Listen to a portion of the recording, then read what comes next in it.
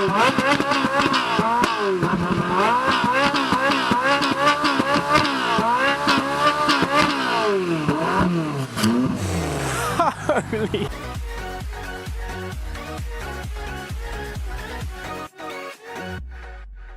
Hello YouTube, Miller Connor here, welcome back once again, and today I'm on my way to the Surrey Car Meet, which is kind of an annual meet for anyone with any car, not part of a club, just normal people to turn up, show off their mad cars and talk about them. And speaking of mad cars, I'm taking this one. Now unfortunately, as much as I did do my best to clean it yesterday to get it ready for the show, it has rained in the night, so the car's a bit sort of damp, and there might be a bit of spray off the road making it a bit dirty on the trip over. But I've been looking forward to this meet for a while, and there promises to be some awesome cars there. So let's get on the road and go and see what this show is like. This might be about to stop play. We're not there yet, but this might be a bit of a problem. Crap. But undeterred, I continued to the meet, spotting a Tesla Model S, Porsche Cayman and BMW M2 along the way, before eventually making it to Westerham Brewery, where the meet was based. There's a 911 following me in. Ha! Yes! We have made it! Oh, this is mad. This is awesome. There's all kinds of supercars and massively powerful things. I made my way between all the exotics and parked up, excited to see what it's like to take a normal car to a supercar show. So it's been a pretty problematic journey. That rain was awful, horrific in fact, and I don't know if you can see, but it is actually starting to fall again. But nonetheless, we are here, Fiat Seicento is here, and it's a bit worse for wear. There's quite a lot of foliage I've just pulled out of the front of it. But nonetheless, let's go and have a look around. Let's start over here, I suppose. So I've parked up next to a very similar car, naturally aspirated, two-wheel drive, manual. Just happens to be that this has got a bit larger engine in it, really. I'm not the biggest fan of the colour. I'd have gone with red or yellow, because, you know, yellow crew over there.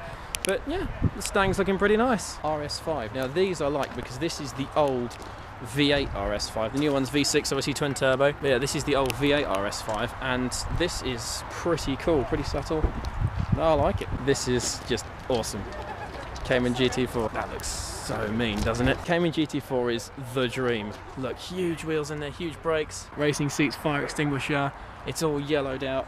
Oh, this is so mean. Even in the rain, GT4 is just such a mean thing, isn't it? And so is this. Next to it, this is a Bath 124 Spyder. That's pretty awesome too. I'm slightly ruining someone's photo right now. And this is the best colour scheme for the 124, isn't it? The sort of white and black and red. Black bonnet all the way along there. That 124 is insanely cool. How about this? C63 Amg.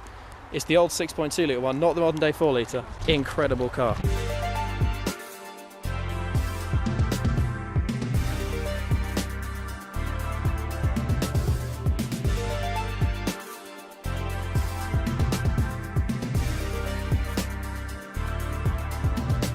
Nissan GTR. This has got Night Racer stickers on it, so I'm going to assume this is tuned to some kind of insane power level. Look, can you see that carbon fibre wing there? Carbon fibre gills.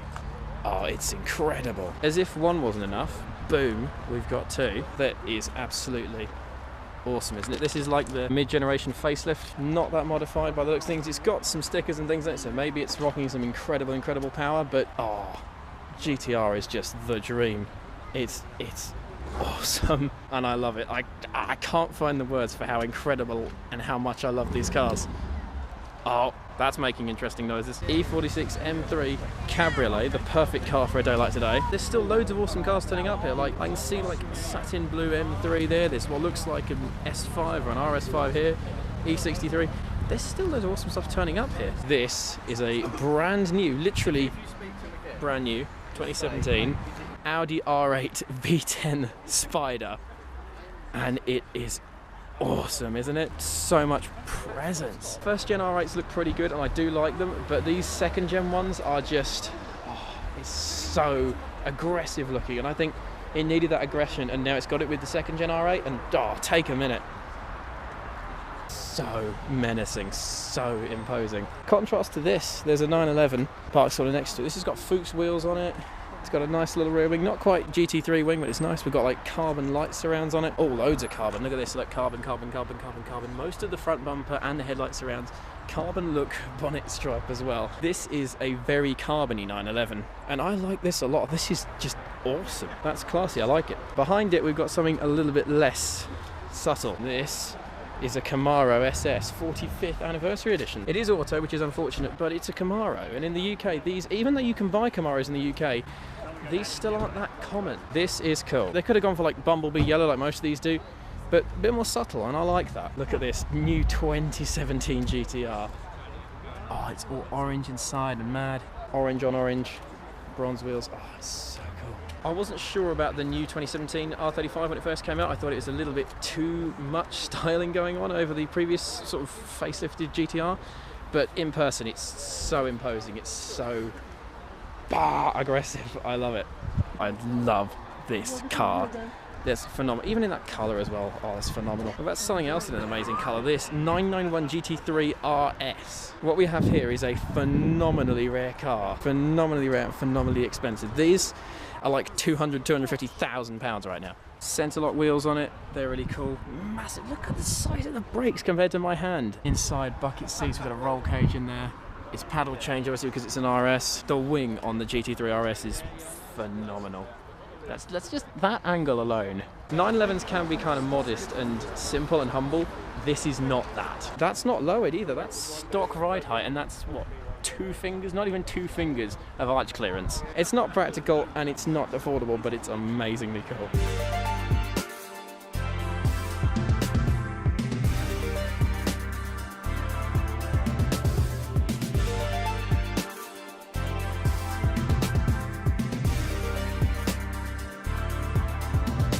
Check this out. E46 M3 CSL. Oh my god.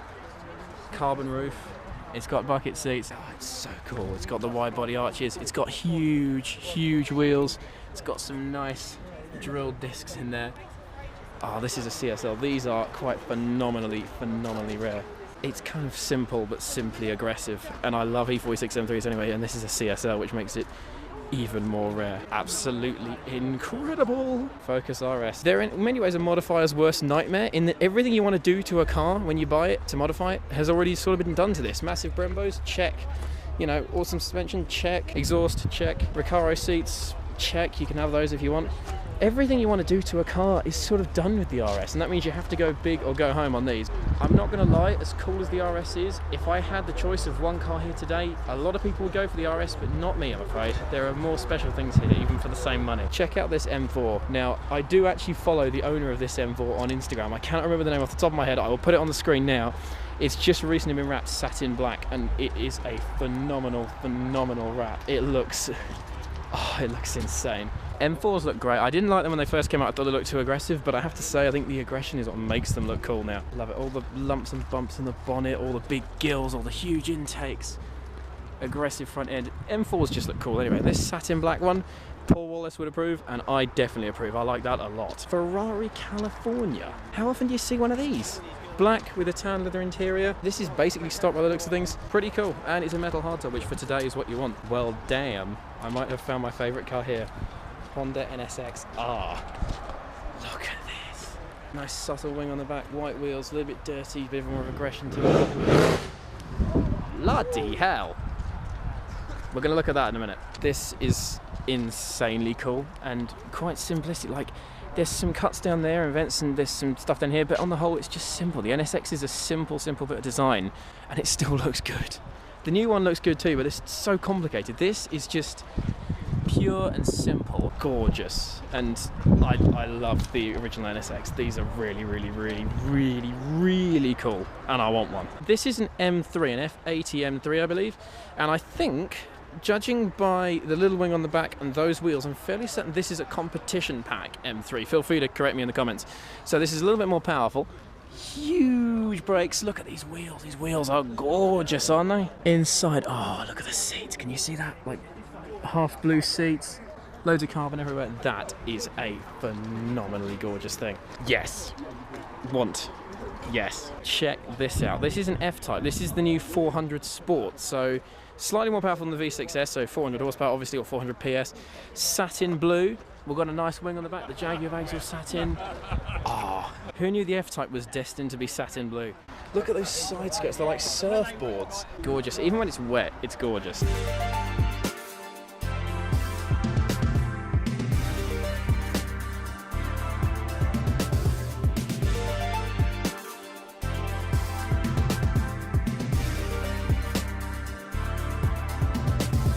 This is mine from 996 Carrera 4.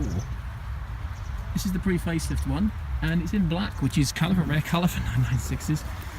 And it's really nice. I'm not going to lie, I have a bit of a soft spot for 996s. Having a manual is really, really rare. Got some nice wheels, they're a bit unusual. These are nice cars, and I like them a lot. This is another 996, but it's a facelifted, it's a Carrera 4S. I'm not going to lie, on the 4S, I don't like this arrangement. I don't like this stupid light bar. It looks very 70s and 80s, looks very outdated on a car, which otherwise still looks fairly new. This is another Carrera 4S. This is another car which is perfect for a day like today, because these things are fast, these things are relatively subtle, they're Porsche, so they're going to be reliable.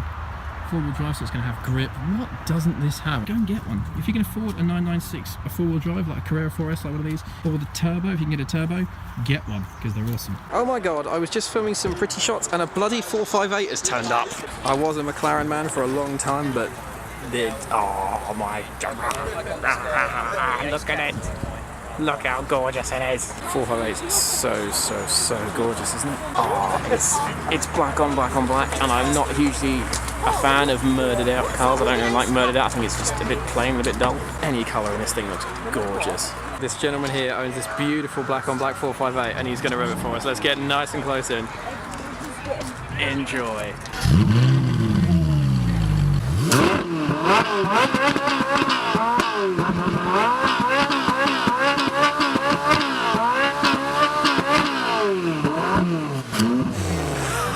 Holy crap!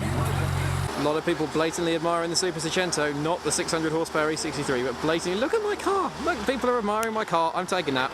I checked out all the exotics and supercars, and I loved hearing that 458, but then I considered whether my less premium car fitted in at such a meet. Audi RS5 there, Audi S5 there, 600 and some odd horsepower E63 here. There's the Super Seicento, and it doesn't look out of place, does it?